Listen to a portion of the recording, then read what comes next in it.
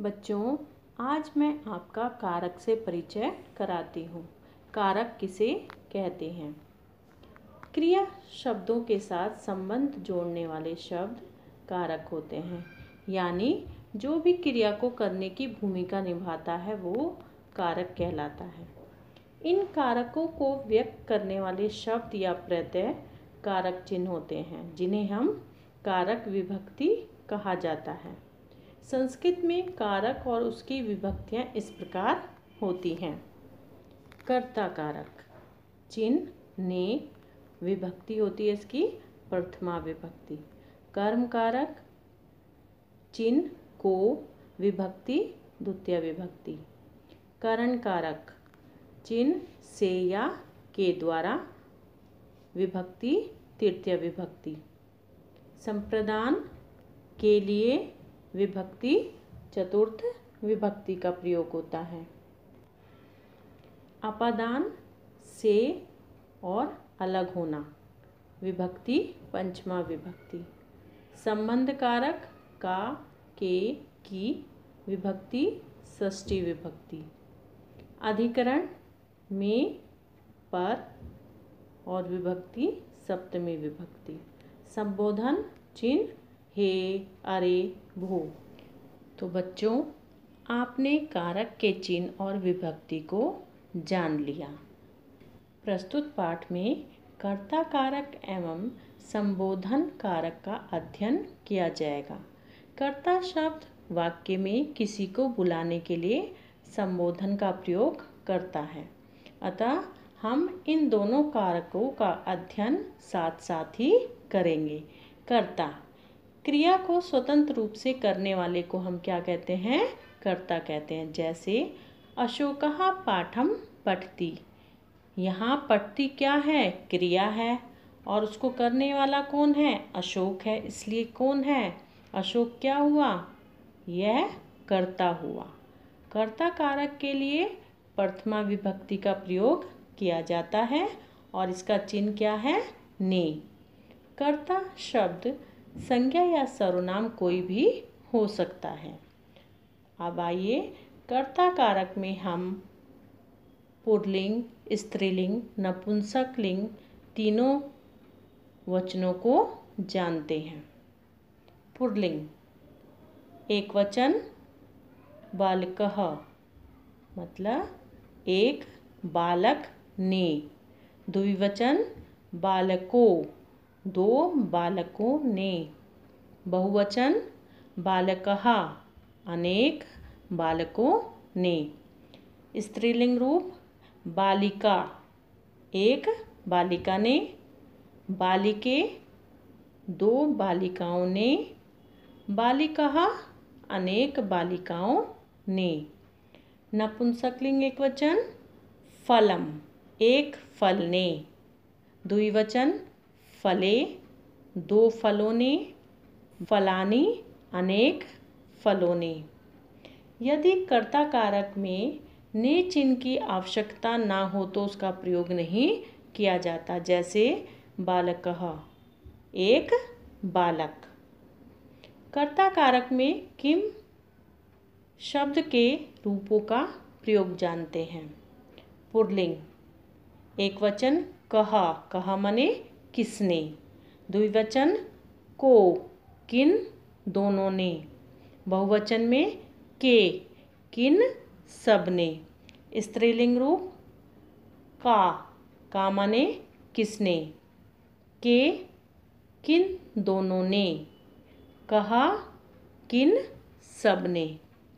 नपुंसकलिंग किम क्या। द्विवचन के क्या दो। बहुवचन कानी क्या सब। आइए बच्चों, अब हम कर्ता कारक का वाक्यों में प्रयोग देखते हैं। पुल्लिंग एक वचनम कः गच्छति कः कौन जाता है। छात्रः गच्छति एक छात्र जाता है। द्विवचनम को धावतः कौन दो दौड़ते हैं। मृगो धावतः, मृगो 2 हिरण दौड़ते हैं।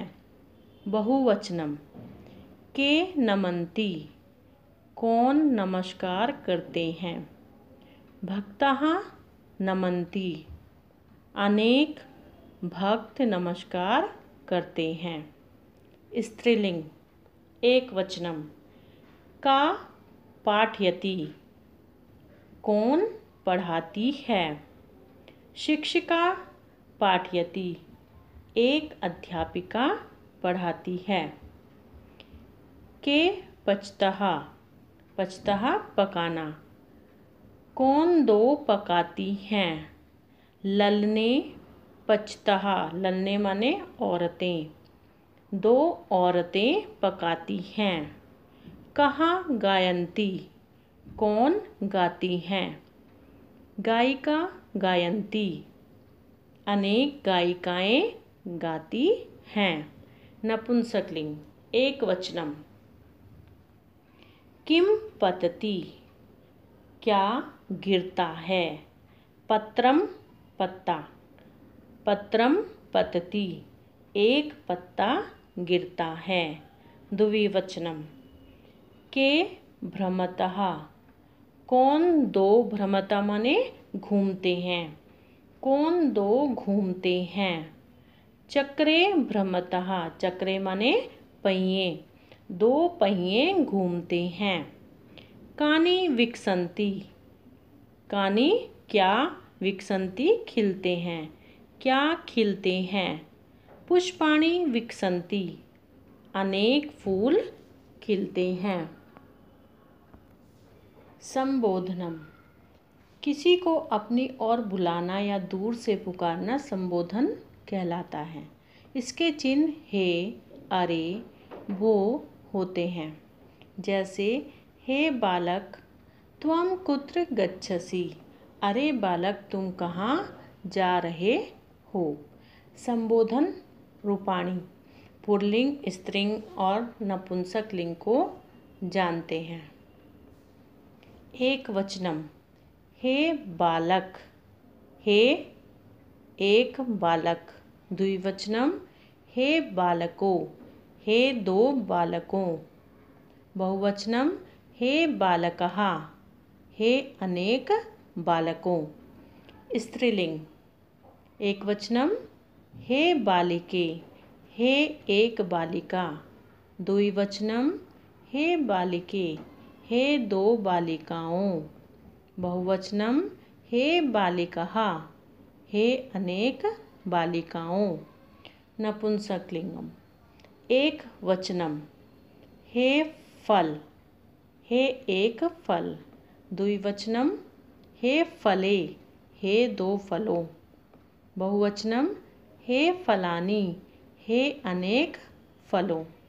संबोधन में वाक्य रचना को देखते हैं। प्रथम वार्तालाप, प्रथम बातचीत। गीता, हे रचने त्वं कुत्र गच्छसि, हे रचना या हे अरे रचना तुम कहाँ जाती हो। रचना, हे गीते अहम विद्यालयं गच्छामि, हे गीते मैं विद्यालय जाती हूँ। त्वं किं करोषि, तुम क्या करती हो।